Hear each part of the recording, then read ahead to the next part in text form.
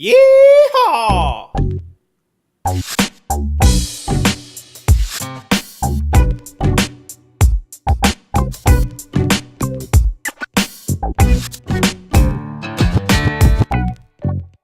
Howdy folks, it's Jonas Lamas, and I'm back again with Alora Chestikoff. Hello. And, oh, that was a pretty good one. That's Yeah. sort of like Julia Childs there. Oh, that was even deliberate. Maybe I'm channeling her because it's lunchtime or Oh, something. it could be, yes indeed.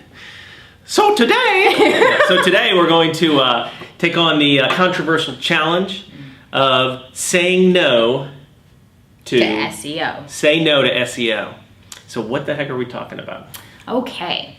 You know, the thing that I get people coming to me talking about the most is, oh my God, I need to be top of Google's rankings. And what I always ask somebody who says that to me, especially an entrepreneur, is why?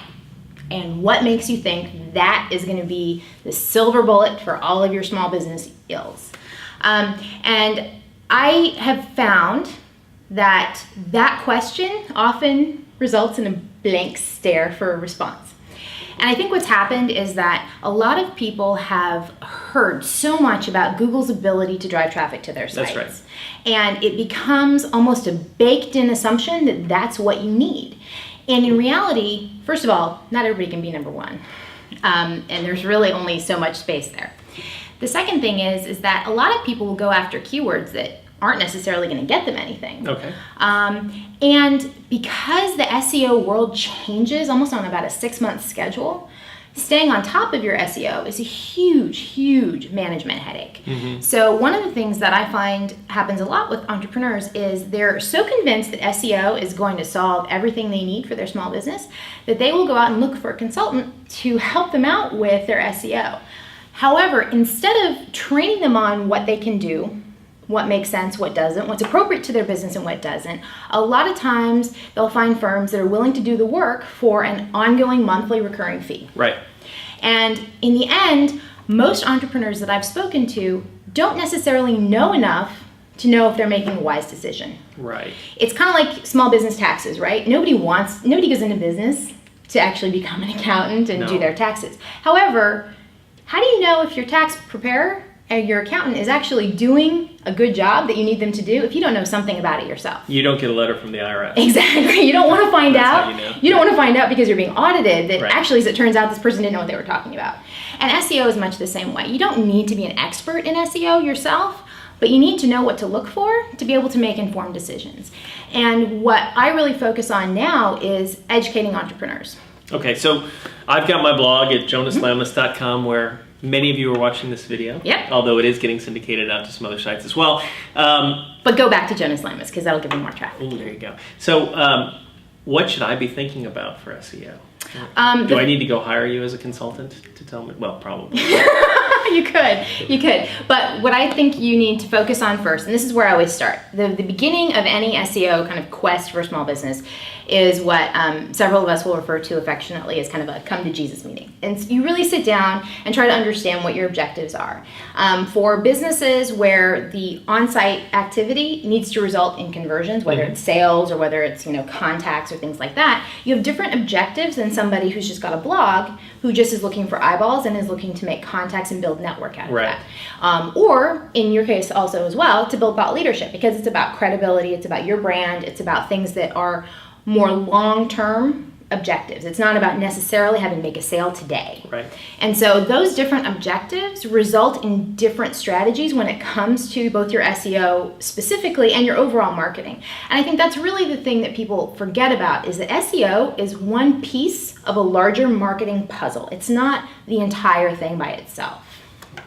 Cool. So we're not necessarily advocating you don't do any SEO. No, not at all. But we are advocating you don't spend thousands of dollars or even hundreds of dollars a month. Okay, Alora, let's break it down for entrepreneurs, right? In 90 seconds, let's tell them what are the 3 things that they can do today to understand SEO basics. Well, the first thing I would suggest is to go to a site called HubSpot.com, which is a small business marketing online solution. They have a product called Website Grader. You can go in there and you can plug in your URL, and it will go out and look at all of the different criteria that constitute a ranking, and it'll give you a grade. And it's out of a score of 100, Cool. and it'll let you know sort of how you fall. And it'll give you very specific things to fix and how to improve your score. That's free? Mm-hmm. Awesome. It absolutely is.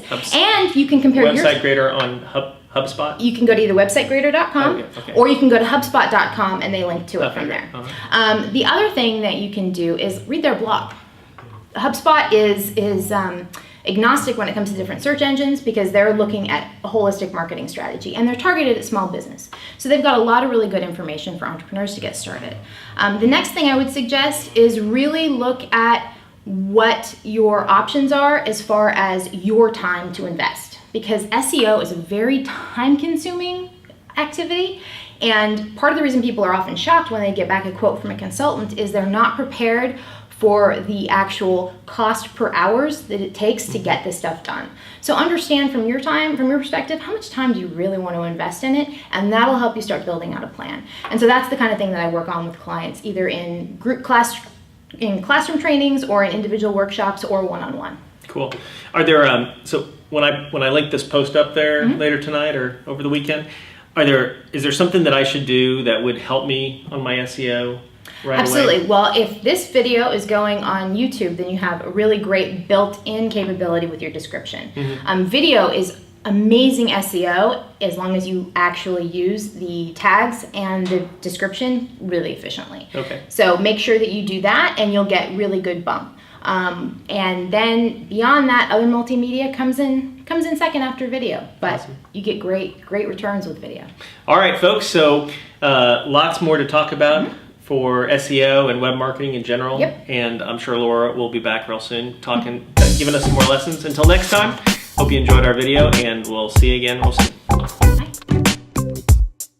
Bye.